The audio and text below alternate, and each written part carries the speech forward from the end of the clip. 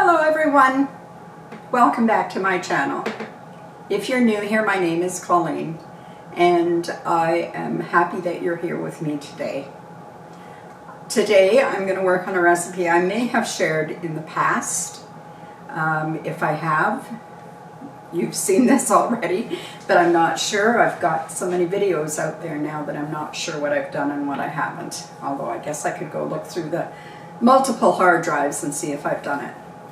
Anyway, today we're going to make lasagna soup, and I'm just busy in the process of gathering up the ingredients, and I'll bring them all out here and we'll get started right after this.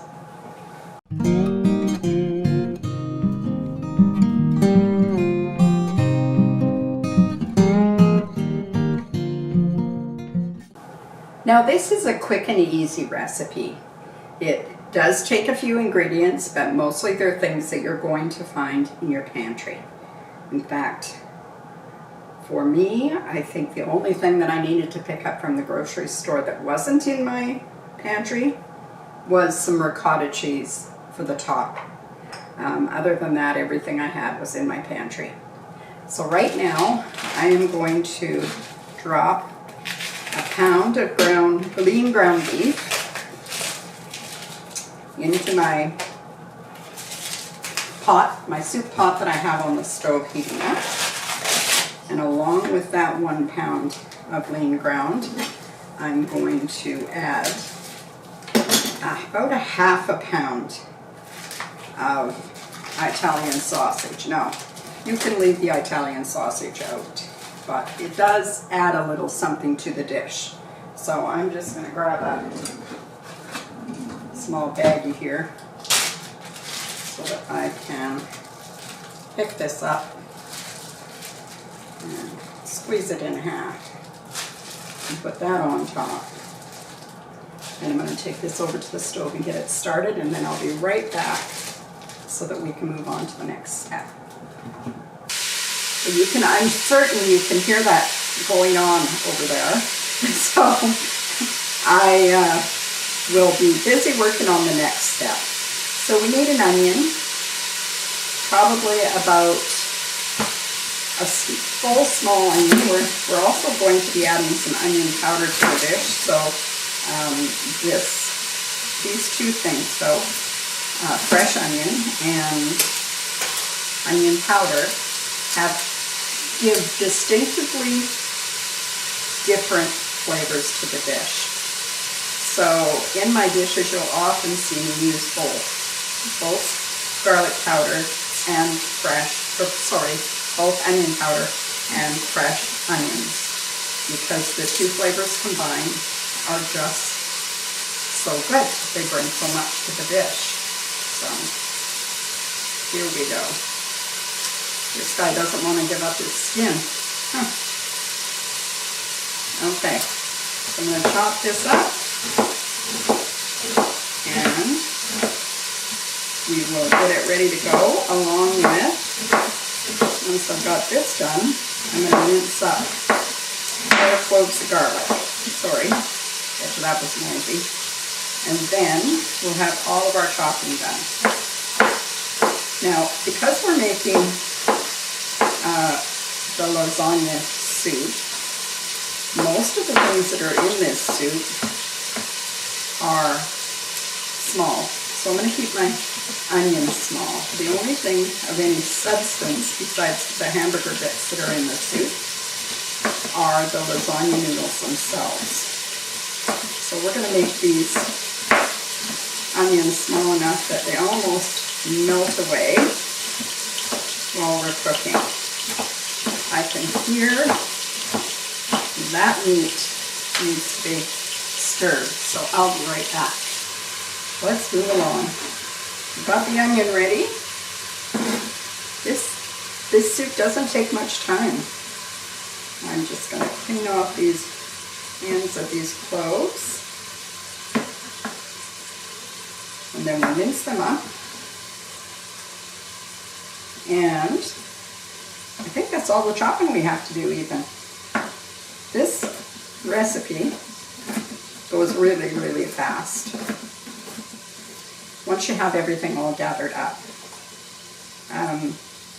For some of the recipes that I do, that's what takes the most time, is, you know, moving around the kitchen and making sure that I have everything ready that I need, because I find it much easier to just go through the kitchen, gather up everything that's in the recipe, and then put it all on my workstation or my counter. In this case, over here, I gather everything up that I'm going to use in an episode where I'm cooking with you. And then after the introduction, I try to move everything for each stage right here on my worktop where it's easy, so that I don't have to be running around. Sometimes you'll see me reach for a spoon that I forgot or something like that. But I try to keep it organized, not just for you, but for me, so that I can move through everything kind of smoothly. I hope that makes sense. Okay, it's getting quiet over there on the stove, so I'm just going to give it a check and see where it's at. Well, it was getting quiet for a reason. It's cooked through. Lots of great little bits of flavor stuck onto the bottom of the pot.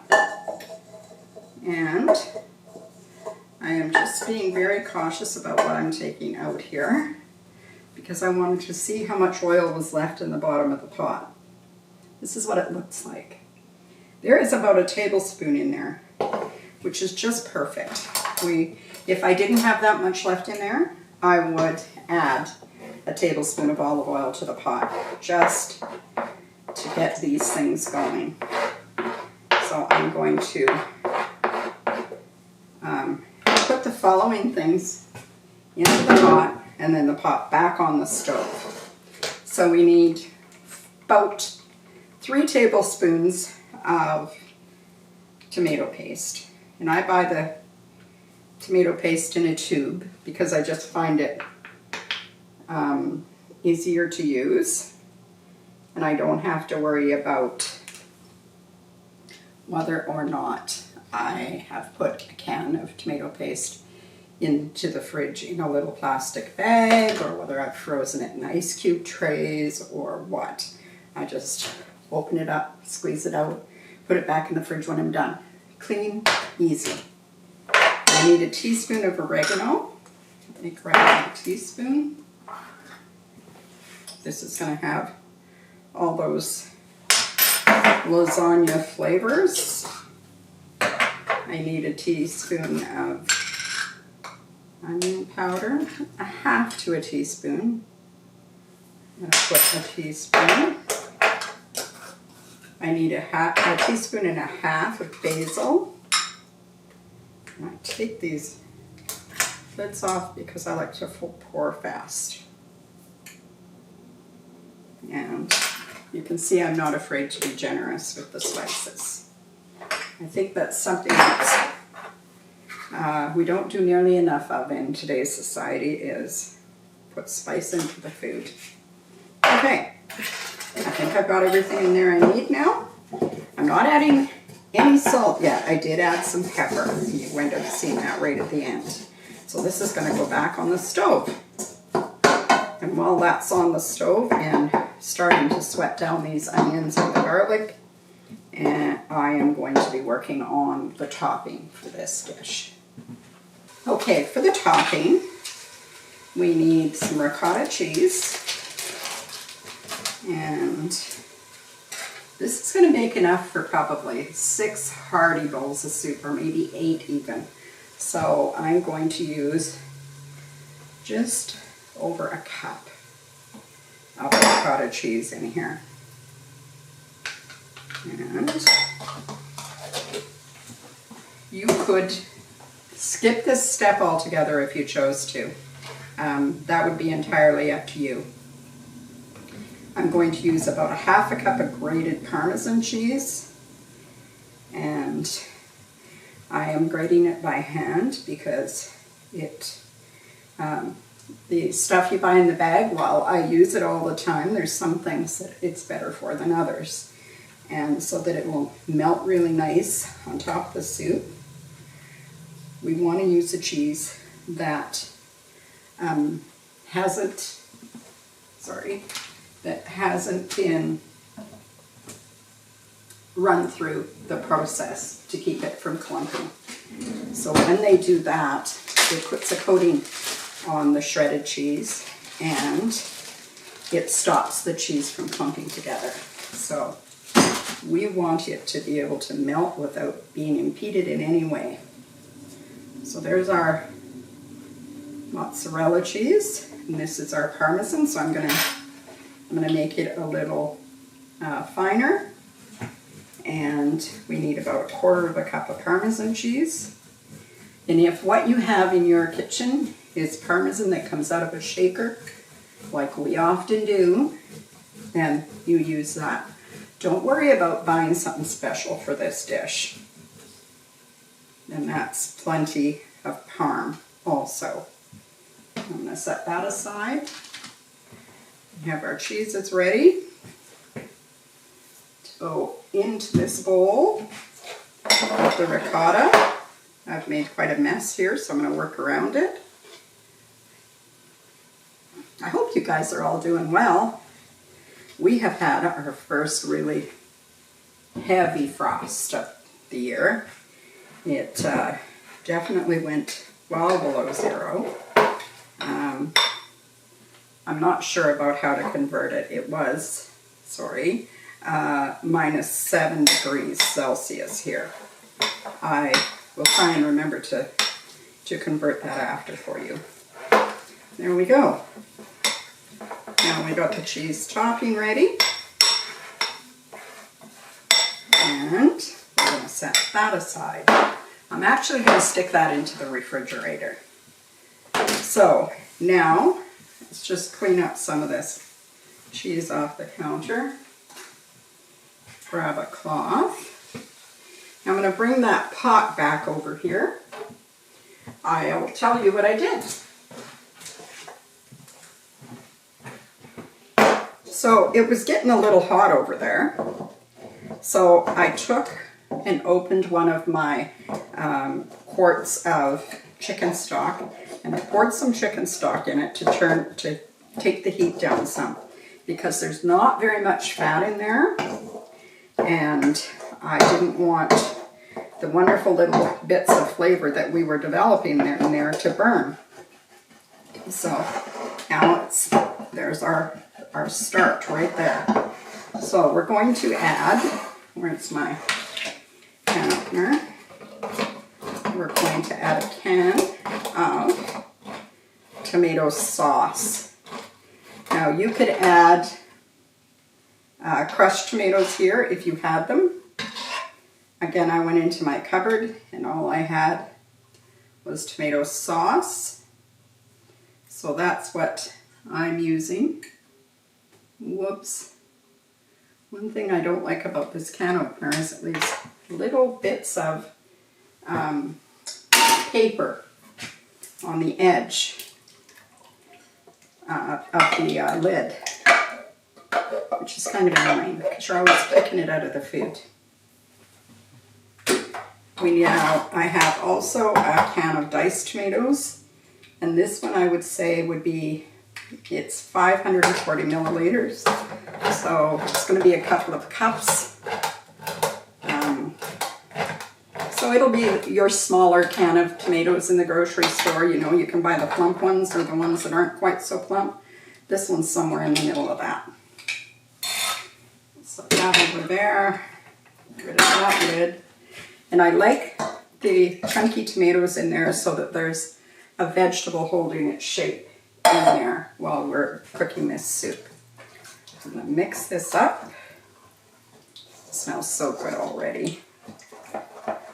And then I'm just going to scrape bits from the bottom. Okay. Now I'm going to add the meat back into the mixture.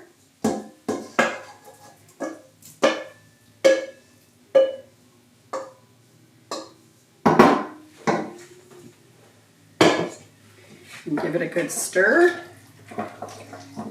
And then I'm going to add chicken stock. Now, this is the one I had opened previously. But we need about 7 or 8 cups of chicken stock. I'm going to start off maybe with around 6 or 7 cups because we definitely need enough stock in the pot for the noodles to rehydrate. You can use whatever kind of chicken stock you appreciate. Today, when I went to get this chicken stock, it happened to be on sale, 4 cartons for $5. So that's why I have this particular brand. No other reason. Then I'm just trying to be a little bit thriftier with my money. Now this is looking really good. I'm going to put this back on the stove. We're going to bring it up to a bubble, and then we'll talk about the noodles that are going to go in here. Okay, I don't know if you can hear it, but the soup is coming close to a boil. Now, there's a couple of different things you can do here. First of all, lasagna soup could also be beef pasta soup or any kind of noodle. Lasagna, we make the extra effort to taste it more like lasagna than we do, say, just a plain beef tomato soup. We may add more vegetables to a beef tomato. So in our local Italian store at Scarponi's, and I've seen it here in our local grocery store, but it's not always in stock, we have these tiny little pasta bits. I'm going to see if I can make this. See? They're just tiny little pasta noodles. And they're perfect for making anything like this soup because they are the right size. And that doesn't mean that traditional pasta or lasagna noodles couldn't be used. Of course they do, and I do it. It just means that you have to break them up. So break them up into small pieces, because even these, once they're cooked, are almost too big to be on the spoon. So keep in mind when you're breaking them up. You could also just use macaroni noodles, or little bow tie pastas might be perfect for this because it kind of gives the shape without too much compromise. You're not just guessing what it is. So don't be, I guess I'm trying to say, don't let the type of noodle stop you from making the dish. It will taste just delightful with whatever noodle you happen to have. I may not use egg noodles in this dish, but I may too. It's just a good dish and it's very versatile.